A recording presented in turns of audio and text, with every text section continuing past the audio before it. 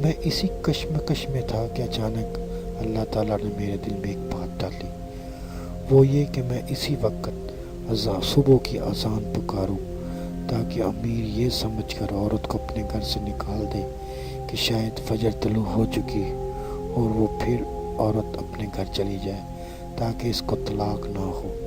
چنانچہ میں منارے پر چڑھ کر امیر کے گھر کی طرف دیکھنے لگا کہ دروازہ کھلا ہے یا نہیں اور کیا عورت گھر سے نکلی ہے یا نہیں۔ پھر میں نے اذان دے دی، پھر بھی عورت امیر کے گھر سے نکلتی ہوئی نظر نہیں آئی۔ اب میں نے عزم کر لیا کہ اقامت بھی کہہ دوں تاکہ امیر کو یقین ہو جائے کہ فجر طلوع ہو چکی ہے، پھر وہ عورت کو گھر سے نکال دے گا۔ میں ابھی اقامت کہنے کے لیے سوچ ہی رہا تھا کہ یکا یک راستہ گھڑ سواروں اور پیدل چلنے والے سپاہیوں سے بھر گیا۔ وہ سب یک زبان ہو کر کہنے لگے، اس وقت اذان دینے والا کہاں ہے؟ میں کہنے لگا، میں نے اذان دی ہے۔ میں اس اذان سے تم لوگوں کی مدد حاصل کرنا چاہتا تھا، لہٰذا تم لوگ میری مدد کرو۔ سپاہیوں نے کہا، پہلے منارے سے نیچے اترو اور امیر المومنین معتضد باللہ کے پاس چل کر اپنی صفائی پیش کرو کہ اس وقت تم نے اذان کیوں دی ہے۔ جب میں خلیفہ معتضد باللہ کے پاس پہنچا تو وہ خلافت کی مسن پر بیٹھا ہوا تھا۔ میں اسے دیکھ کر کانپ گیا اور میرے رونگٹے کھڑے ہو گئے۔ خلیفہ نے مجھے قریب ہونے کو کہا، میں قریب ہوا۔ میرا حال یہ تھا کہ میرا جسم تھر تھرا رہا تھا۔ خلیفہ نے کہا، تیرا خوف ختم اور تیرا دل مطمئن ہونا چاہیے۔ پھر خلیفہ نے میرے خوف اور دہشت کو ختم کرنے کے لیے انتہائی نرمی سے گفتگو کی اور پھر میں بالکل مطمئن ہو گیا۔ دہشت کی وجہ سے جو کیفیت میرے اوپر طاری تھی وہ ختم ہو گئی۔ پھر خلیفہ بولا، تم ہی ہو جس نے اس وقت اذان دی ہے؟ میں نے عرض کی، جی ہاں اے امیر المومنین۔ خلیفہ نے پوچھا، بات کیا ہے؟ اس وقت اذان کیوں دی ہے جبکہ ابھی اذان فجر میں خاصا وقت باقی ہے؟ تمہاری اس اذان سے نہ جانے کتنے روزہ داروں، مسافروں اور نمازیوں کو دھوکہ ہوا ہوگا۔ میں نے عرض کی، امیر المومنین، اگر مجھے امان کا پروانہ جاری کر دیں تو میں حقیقت حال سے آگاہ کروں۔ خلیفہ نے کہا، ہاں میری طرف سے امان ہے، اپنی بات بلا جھجک بیان کرو۔ پھر میں نے خلیفہ کو پوری داستان سنا ڈالی۔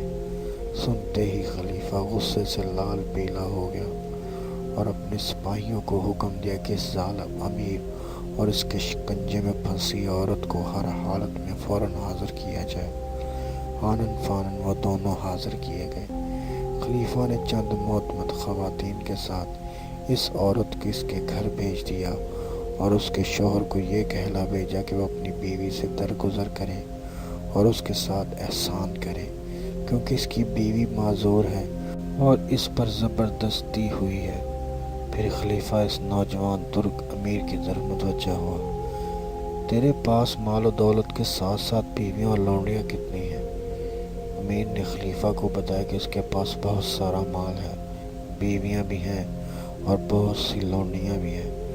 خلیفہ نے کہا، تیری بربادی ہو، تیرا ناس ہو، اللہ تعالیٰ نے تیرے اوپر اتنے سارے احسانات کیے ہیں، پھر بھی تو حرمات حدود الہی کو پھلانگ گیا اور اس قدر جرمندانہ اقدام کیا کہ جس آدمی نے تجھے برائی سے روکا اور بھلائی کا حکم دیا اس کی بھی پٹائی کر دی، اس کو ذلیل و رسوا کیا اور اس کو لہو لہان کر دیا۔ خلیفہ کی باتوں کا اس مجرم امیر کے پاس کوئی جواب نہ تھا۔ خلیفہ نے اپنے سپاہیوں کو حکم دیا کہ اس کے پاؤں میں بیڑیاں اور گردن میں توق ڈال کر بوری کے اندر ڈال دو اور لاٹھیوں سے اس کو خوب مارو۔ سپاہیوں نے خلیفہ کے حکم کی تعمیل کی۔ مجرم امیر کے پیروں میں بیڑیاں پہنائی گئیں، اس کی گردن میں توق ڈالا گیا اور اسے بوری میں ڈال کر اس کے اوپر لاٹھیاں برسائی جانے لگیں۔ وہ زور زور سے چیخ رہا تھا، ہائے ہائے کہہ کر چلا رہا تھا، مگر کوئی اس کو رحم کی بھیک دینے کو تیار نہ تھا، کوئی اس کی آواز پر کان دھرنے والا نہ تھا۔ چلاتے چلاتے اس کی آواز یکا یک پست ہو گئی اور پھر اس کے بعد خلیفہ کے حکم سے اس کو اٹھا کر بوری سمیت درہ دجلہ میں پھینک دیا گیا۔ اس عبرتناک سزا کے بعد خلیفہ معتضد باللہ نے اس کا وہ مال و جائیداد جسے اس نے ظالمانہ طور پر اپنے قبضے میں کر رکھا تھا بیت المال میں ضم کرنے کا حکم دیا، اور پھر غیرت سے سرشار اس مرد صالح درزی امام کی طرف یہ کہتے ہوئے متوجہ ہوا: امام صاحب آپ جائیں، اس کے بعد کسی بھی قسم کا منکر دیکھیں اور اس کا ارتکاب کرنے والا خواہ کوئی بھی ہو، اگر آپ مجھ تک پہنچ سکتے ہیں تو آ کر مجھ سے شکایت کریں، اور اگر آپ مجھ تک نہ پہنچ سکیں تو اسی وقت اذان دے دیں جیسا اس مقدمے کو منظر عام پر لانے کے لیے آپ نے اذان دی تھی۔ اگر آپ نے ابھی تک ہمارا چینل سبسکرائب نہیں کیا تو پلیز چینل کو سبسکرائب کر لیں اور ساتھ موجود گھنٹی کے آئیکن کو بھی دبا دیں، اور ہاں لائک اینڈ شیئر ضرور کیجیے گا کیونکہ اس سے ہماری حوصلہ افزائی ہوتی ہے۔